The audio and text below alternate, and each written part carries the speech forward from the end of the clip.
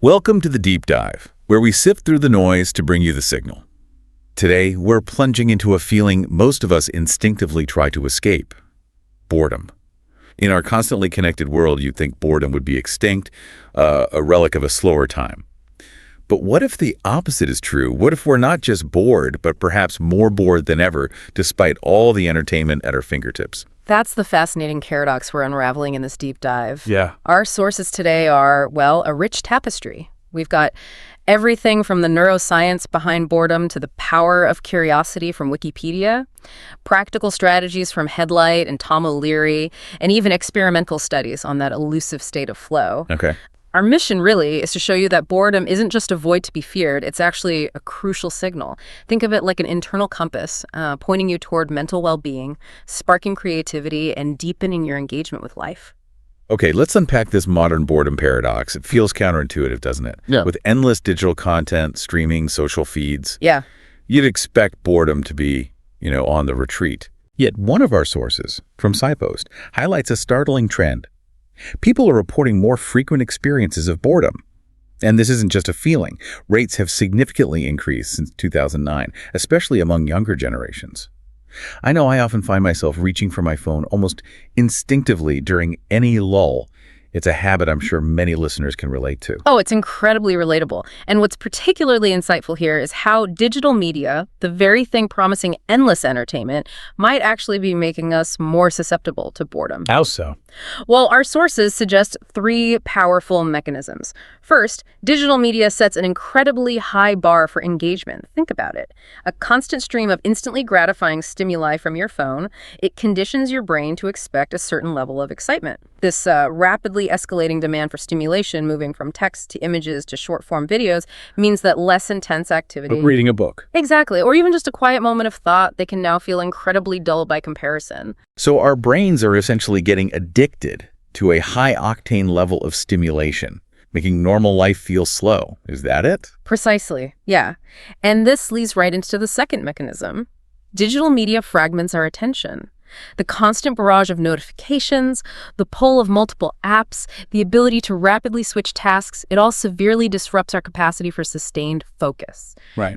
And this isn't just annoying, it actively decreases satisfaction and makes it incredibly difficult to fully immerse ourselves in anything.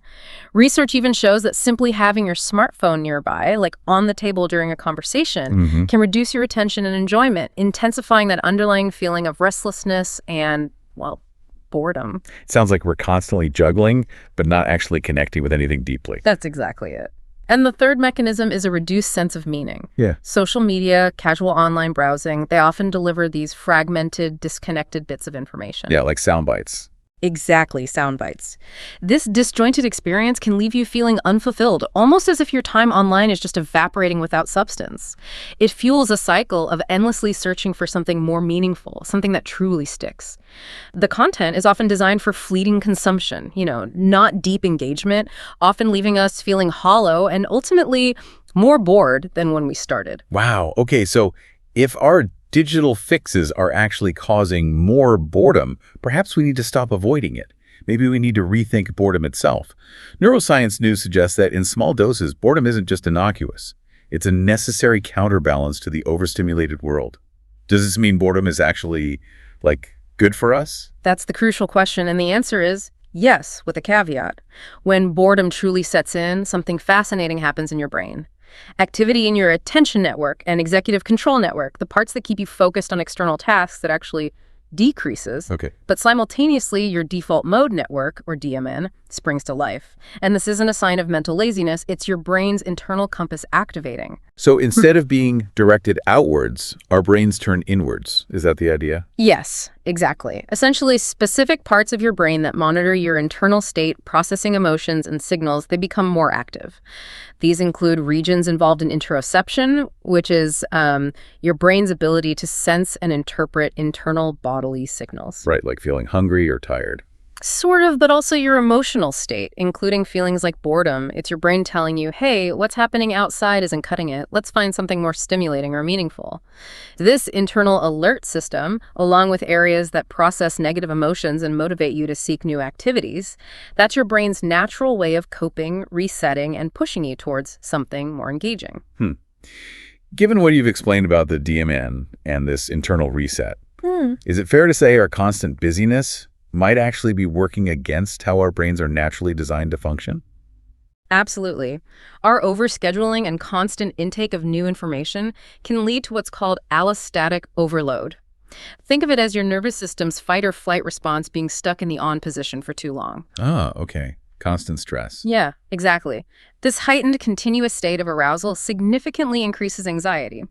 By constantly eliminating boredom, we're effectively depriving our nervous system of a simple, natural way to reset.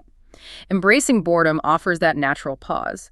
It allows your nervous system to rebalance, reduce sensory input, and ultimately calm that underlying anxiety.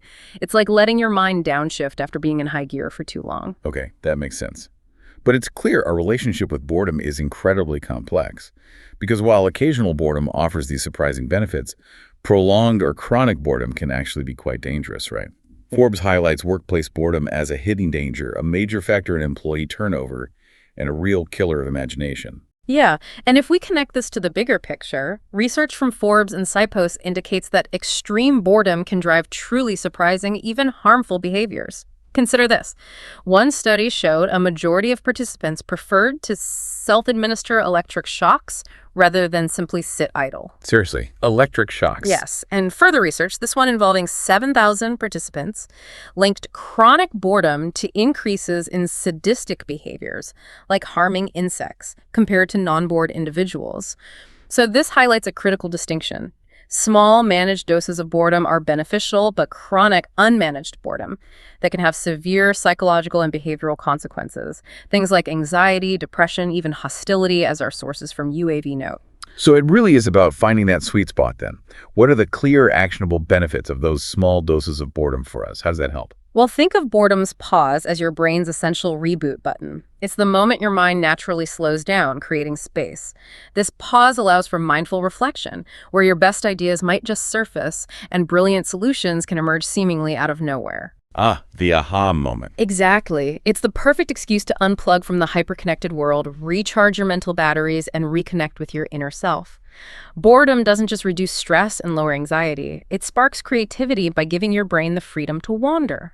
It encourages you to unleash your creative genius and perhaps even rediscover old passions or ignite new interests. It's fertile ground for fresh thought. So if boredom is this internal signal pushing us to seek more, what's the natural response to that craving? It feels like it points directly to curiosity, doesn't it? It absolutely does. Curiosity, as Wikipedia defines it, is a quality related to inquisitive thinking, such as exploration, investigation, and learning. It's not just a nice-to-have trait. It's a fundamental human drive, really an evolutionary adaptation that keeps us exploring and growing. Okay. And what's fascinating here is that curiosity acts as a powerful, intrinsic motivator. When you encounter something new or intriguing, your brain releases dopamine, that feel-good neurotransmitters associated with pleasure and reward, which actively reinforces that curious behavior. Ah, so it feels good to be curious. Exactly. And this is crucial because boredom, as we discussed, can arise from a lack of stimulation, and curiosity directly counteracts that. Our sources even state that a lack of stimulation itself can arouse curiosity, leading to what they call diversive exploration. That's where you simply seek out new experiences just because you're bored and your brain is looking for novel input. That's incredible. So curiosity isn't just something we're born with or not. It's a skill we can actively develop and strengthen, like a muscle. Absolutely. Tom O'Leary really emphasizes this. He says nurturing curiosity is a habit and can be cultivated not only in children but also in adults. He sees it as a crucial life skill that boosts cognitive flexibility, promotes lifelong learning, and significantly increases resilience. By actively seeking to understand and explore, you pivot from passive boredom to active engagement with the world. And how do we do that?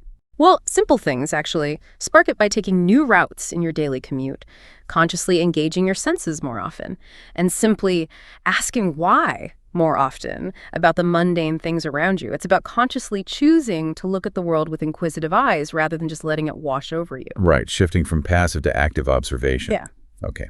Now, one of the most exciting aspects here is the connection between this productive boredom, curiosity, and the concept of flow.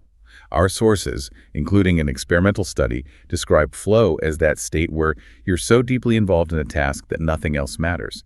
Time disappears, and the experience itself is intrinsically motivating. Yes, that feeling of being in the zone. And this raises an important question. How does difficulty play into finding that flow state? The study on flow experience reveals what they call an inverted U-shape relationship between task difficulty and the experience of flow. An inverted U-shape, Yeah. meaning Meaning, the sweet spot is a moderate level of challenge where your skills are perfectly matched with the task demands. If the task is too easy, that leads to boredom. If it's too difficult, that leads to anxiety. In either case, you're in an anti-flow state and your performance suffers. For example, participants in a Tetris study performed best in the flow condition with optimal difficulty. They scored much higher than when the game was too easy or too hard. so too much boredom prevents us from getting into that zone where we're performing our best and feeling most engaged, that in-the-zone feeling. Precisely. But here's the kicker. Embracing boredom can actually be the first step towards finding that optimal challenge. Neuroscience News notes that boredom can foster creativity, allowing us to build flow in our thoughts. Individuals with higher flow proneness, or what's called an autotelic personality, meaning they find joy in the activity itself, not just external rewards, are better at transforming potentially boring or stressful situations into opportunities to enter that flow state. So they can find flow more easily. Yes, they cope better with difficulties. They can even experience flow when the challenge is higher than others might find optimal. They're good at structuring the experience for themselves. Okay, this is all fascinating. So what does this mean for you, our listener, practically? How can you apply these insights to cultivate curiosity and manage boredom day to day? Right. The practical side. Our sources offer several actionable solutions. First, from the UAV source, simply recognition of boredom is key. Understand, it's not a neutral state you can just ignore, but often a negative, disabling one that genuinely needs to be addressed. Acknowledge it first. Got it. Then practice reassessment of boring activities. Ask yourself, can you find hidden value in a task you perceive as boring? Can you gain a sense of control over it, maybe by approaching it differently, breaking it down? So instead of just passively enduring it, we can actively look for different angles, almost turning it into a game or a challenge. Exactly. The UAV source also suggests confrontation with boredom. Using your attention and effort as weapons against the impulse to just escape the situation. Furthermore, consider framing your learning or tasks with self-transcendent learning goals. Self-transcendent, what does that mean? It means learning not just for your own benefit, but to serve others or a social cause, something bigger than yourself. This perspective can significantly increase your persistence in tedious tasks and boost self-discipline, even when the task itself might initially feel boring. That's powerful. And Tom O'Leary reminds us that nurturing curiosity is a daily practice. It's not a one-time fix. It's absolutely a habit. Start small. Ask yourself, what do I take for granted? Or what am I not questioning about my daily routine? He suggests trying 1-minute contemplations, just taking 60 seconds to truly focus on noticing the world around you, no matter how mundane it seems. Just pay attention for a minute. Yeah. This process of asking bigger questions can dramatically shift your perspective, save mental energy, and lead to better outcomes. By ensuring you're working on the right problems, not just staying busy, it's about looking at the world not with judgment, but with humility, asking, what am I not seeing? What assumptions am I making? Wow. This deep dive has really shifted how I look at boredom. It's not just a problem to be solved with distraction. It's actually a complex, pretty powerful signal from our brains, almost like an internal compass guiding us. It's an invitation to pause, to introspect, and definitely to reignite our innate curiosity. Indeed. By truly understanding its mechanisms and actively nurturing our curiosity, we can transform those potentially disengaging moments, those times we feel restless, into profound opportunities for creativity, for entering that flow state, and for a much deeper engagement with our lives. So the next time you feel boredom creeping in, maybe don't instinctively reach for that quick digital fix. Right. Resist the urge. Yeah, instead embrace that pause. Welcome it as a chance to ask yourself a bigger question. What might your brain be trying to tell you? And what new possibilities might emerge if you simply let your mind wander and explore, even just for a little while?